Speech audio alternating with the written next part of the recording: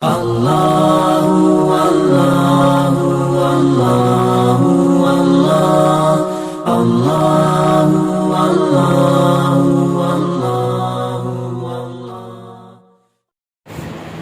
السلام علیکم ورحمۃ اللہ وبرکاتہ. الحمد للہ نحمده ونستعینه ونستغفره ونؤمن به ونتوکل علیہ ونعوذ باللہ من شرور انفسنا ومن سیئات اعمالنا من يهده الله فلا مضل له ومن يضلله فلا هادي له ونشهد أن لا إله إلا الله وحده لا شريك له ونشهد أن سيدنا ومولانا ومكينا ومدنينا وسراجنا ومنيرنا وحبيبنا وحبيب طبيب قلوبنا وصلى الله تعالى على خير خلقه محمد وعلى آله وأصحابه أجمعين. أما بعد فأعوذ بالله من الشيطان الرجيم. بسم الله الرحمن الرحيم. والفجر وليال عشر والشفع والوتر والليل إذا يسر. صدق الله العظيم وصدق رسوله النبي الكريم ونحن على ذلك لمن الشاكرين والشاهدين والحمد لله رب العالمين. سبحانك لا علم لنا إلا ما علمتنا إنك أنت العليم الحكيم. رب اشرح لي صدري ويسر لي أمري واحلل عقدة من لساني يفقهوا قولي. رب زدني علما وارزقني فهما. إن الله وملائكته يصلون على النبي يا أيها الذين آمنوا صلوا عليه وسلموا تسليما. اللهم صل على محمد وعلى آل محمد كما صليت على إبراهيم وعلى آل إبراهيم إنك حميد مجيد. اللهم بارك على محمد وعلى آل محمد كما باركت على إبراهيم وعلى آل إبراهيم إنك حميد مجيد. انتہائی قابل صد عزت و تکریم میرے بزرگوں اور نوجوان دوستوں، صاحب و ساتھیوں،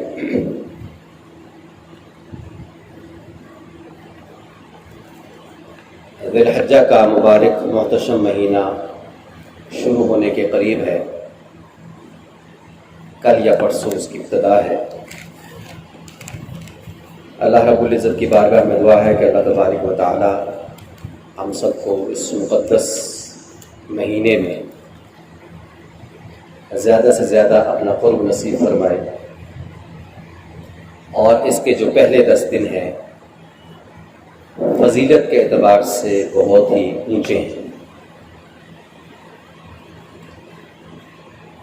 جس طریقے سے رمضان المبارک کے آخری عشرے کو پورے رمضان کے مہینے پہ فضیلت حاصل ہے، اسی طریقے سے ذی الحجہ کے جو پہلے 10 ایام ہیں اس کو بھی خاص فضیلت حاصل ہے. زمانے سارے کے سارے اللہ کے پیدا کردہ ہیں. اللہ تبارک و تعالیٰ اپنے قدرت سے اور رحمت سے زمانے کے ایک حصے کو دوسرے حصے پر فضیلت عطا فرماتا ہے. جیسے رمضان المبارک کو سال کی 11 مہینوں پہ فضیلت حاصل ہے، اگر ہم دنوں کے حساب سے بات کریں تو جمعۃ المبارک کو باقی دنوں پہ فضیلت حاصل ہے، اور وقت کے اعتبار سے بات کریں، دن کے اندر کے وقت کے اعتبار سے بات کریں تو تہجد کا جو آخری وقت ہے اس کو پوری رات کی فضیلت حاصل ہے۔ اسی طرح سے عشرہ ذی الحجہ کو باقی ایام پہ فضیلت حاصل ہے۔ ان کی عظمت کی ایک بڑی وجہ تو یہ ہے کہ اللہ تبارک و تعالی نے خود قرآن مقدس میں قسم کھا کر اس کی فضیلت کو واضح کیا ہے۔ اللہ رب العزت کسی بات پر قسم نہ بھی کھائے تب بھی اللہ کی بات سچی ہے۔ وَمَنْ أَصْدَقُ مِنَ اللَّهِ قِيلًا، اللہ سے زیادہ سچا کون ہو سکتا ہے؟ لیکن اللہ رب العزت چونکہ ہمارے مزاج کو سمجھتا ہے، ہم جب کسی اہم بات میں کسی دوسرے کو یقین دلانا ہو تو قسم کا سہارا لیتے ہیں، قسم کھاتے ہیں۔ اس کا مطلب یہ ہوتا ہے کہ قسم کھانے کے بعد بات میں وزن پیدا ہو رہا۔ تو اللہ رب العزت نے یہاں پہ اس سورت کی ابتدا قسم کھا کے کی ہے، والفجر، آخری سپارہ ہے اور سورہ والفجر کی ابتدا ہو رہی ہے۔ والفجر فرمایا 10ویں ذی الحجہ کی صبح کی قسم، پھر فرمایا ولیال عشر، اور 10 راتوں کی قسم، والشفع والوتر، جفت اور طاق کی قسم، 1 اور 2 کی قسم۔ جفت سے مراد یہاں پہ 10ویں کا دن ہے جس دن قربانی کی جاتی ہے، اور طاق سے مراد 9ویں کا دن ہے، یا جس کو یوم عرفہ کہا جاتا ہے، یوم حج جس کو کہتے ہیں۔ تو اللہ رب العزت نے ان دونوں کی علیحدہ علیحدہ قسم کھائی ہے، یہ بتانے کے لیے کہ اس کی امپورٹنس ہے، اس کی فضیلت ہے۔ اور اس کی عظمت کی دوسری وجہ، پہلی وجہ تو یہ ہوئی کہ اللہ رب العزت نے خود اس پہ قسم کھا کر بات کی ہے، اور دوسری وجہ یہ ہے کہ سرکار دو عالم جناب محمد رسول اللہ صلی اللہ علیہ وسلم نے ان کی اہمیت کو بیان کیا ہے۔ ابن عباس رضی اللہ تعالیٰ عنہ روایت کرتے ہیں کہ آپ صلی اللہ علیہ وسلم نے ارشاد فرمایا کہ اللہ تعالیٰ کو عبادات کے اعمال کسی دوسرے دن اتنے محبوب نہیں ہیں جتنے ان دنوں میں محبوب ہیں، یعنی اس یکم سے لے کر کے 10 تاریخ تک۔ اور فرمایا کہ ان دنوں میں ایک دن کا روزہ سال کے روزوں کے برابر ہے، فضیلت کے اعتبار سے، ثواب کے اعتبار سے۔ جو ان دنوں میں 10 دنوں میں کسی ایک دن کا روزہ رکھتا ہے تو گویا ایسے ہے کہ وہ سارے سال کے روزے کے برابر ہے، وہ ثواب ہے۔ اور فرمایا کہ ایک شب کا قیام، ایک رات کا قیام اللہ تبارک و تعالیٰ کے حضور لیلۃ القدر کے قیام کے برابر ہے۔ اللہ اکبر، لیلۃ القدر کے قیام کے برابر ہے۔ اب اللہ رب العزت چونکہ رحیم ہے، کریم ہے، رؤوف ہے، اللہ کی رحمت بہانہ ڈھونڈتی ہے۔ کتنا تھوڑا سا عمل ہے، کتنی تھوڑی سی محنت ہے، اور ثواب کے اعتبار سے کتنا زیادہ ہے۔ اور یہ